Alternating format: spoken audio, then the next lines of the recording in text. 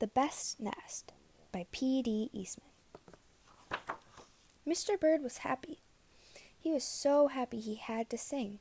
This was Mr. Bird's song. I love my house, I love my nest. In all the world, my nest is best. Then Mrs. Bird came out of the house. It's not the best nest, she said. I'm tired of this old place, said Mrs. Bird. I hate it. Let's look for a new place right now. So they left the old place to look for a new one. This place looks nice, said Mr. Bird. Let's move in here. But someone else had already moved in. So they looked at another house. This one looks nice, said Mr. Bird, and there's nobody in it. You're wrong, said Mrs. Bird. This house belongs to a foot. So they went on looking. I like this one, said Mr. Bird. It has a pretty red flag on the roof. I've always wanted a house with a flag, said Mrs. Bird. Maybe this place will be all right. But it was not all right. I guess I made a mistake, said Mr. Bird. You make too many mistakes, said Mrs. Bird. I'm going to pick the next house. And here it is, right here. They flew in. They looked around. Isn't it too big? Asked Mr. Bird. I like this place, said Mrs. Bird. This is a place to build our new nest. They went right to work. They needed many things to build their nest. First, they got some hay. They got some soda straws and broom straws. They even got sweater string. They got some stocking string and mattress stuffing. They got some horsehair. They got some man hair.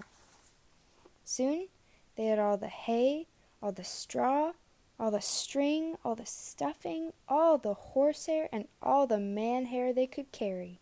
They took it all back to build their nest.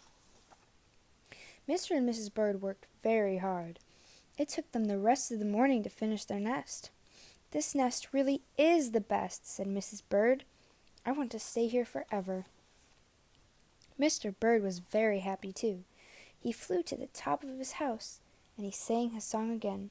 I love our house, I love our nest. In all the world, our nest is best. He was so busy singing, he didn't even see Mr. Parker coming. Every day at 12 o'clock, Mr. Parker came to the church. Mr. Parker came to pull a rope. The rope went up to the bird's new nest. The rope rang the big bell right under Mrs. Bird's nest. Mrs. Bird got out of there as fast as she could possibly fly. When Mr. Bird came in, all he could see was a mess of hay and string and stuffing and horsehair and man hair and straws. But where was Mrs. Bird? I will look for her until I find her, said Mr. Bird. He looked high, he looked low, he looked everywhere for Mrs. Bird. He looked down into a chimney, but Mrs. Bird wasn't there. He looked down into a water barrel, but Mrs. Bird wasn't there. Then he saw a big fat cat. There was a big fat smile on the fat cat's face. There were some pretty brown feathers near the fat cat's mouth. Mr. Bird began to cry. Oh dear, he cried. This big fat cat has eaten Mrs. Bird.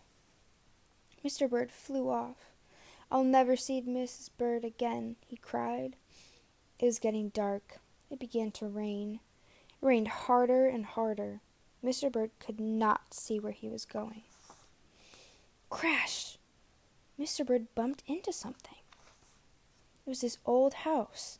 That old house that Mrs. Bird hated. I'll go inside, said Mr. Bird. I'll rest here until the rain stops. Mr. Bird went in, and there was Mrs. Bird, sitting there, singing. I love my house, I love my nest. In all the world, this nest is best. You? Here? Gasped Mr. Bird. I thought you hated this old nest. Mrs. Bird smiled. I used to hate it, she said, but a mother bird can change her mind. You see, There's no nest like an old nest for a brand new bird." And then the egg popped open, and the new bird thought so too.